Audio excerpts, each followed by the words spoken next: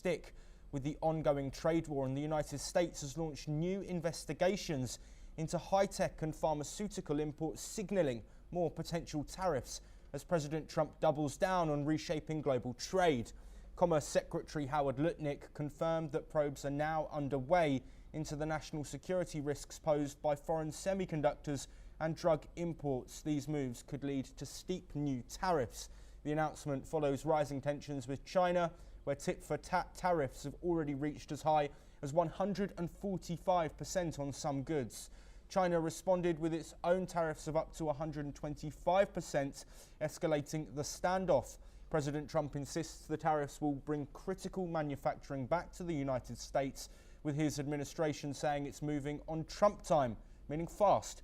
Let's listen in to what the president said. We don't make our own drugs, our own pharmaceuticals. We don't make our own drugs anymore. The drug companies are in Ireland and they're in lots of other places, China. And all I have to do is impose a tariff. The more, the faster they move in. The higher the tariff, is very serious. It's inversely proportional. The higher the tariff, the faster they come. I have a timeline, not too distant future. And we're doing it because we want to make That's right, but the tariffs will be in place in the not distant future because, as you know, like we did with steel, like we did with automobiles, like we did with aluminum, which are now fully on, we'll be doing that with semiconductors, with chips, and numerous other things.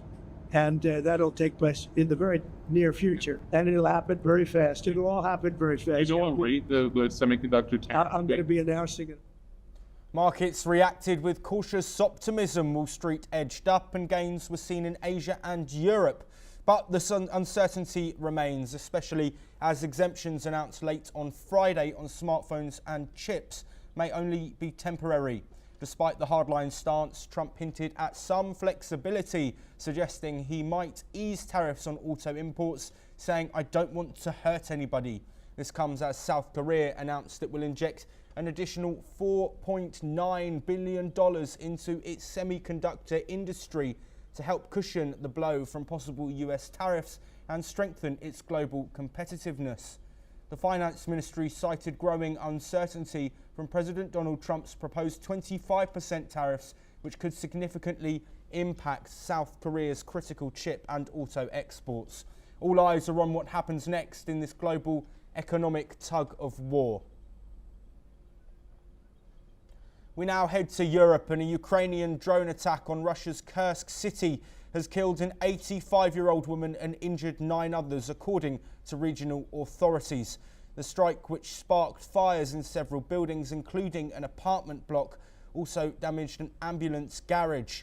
Meanwhile, a new Russian missile and bomb attack on Ukraine's Sumy has reportedly left officials assessing damage after a deadly strike earlier that had killed a reported 35 people. The Russian Defense Ministry claimed their missiles targeted a military meeting, while Ukraine has condemned it as an attack on civilians. In addition, the US President Donald Trump has blamed Ukrainian President Volodymyr Zelensky for starting the war with Russia, saying the conflict could have been prevented.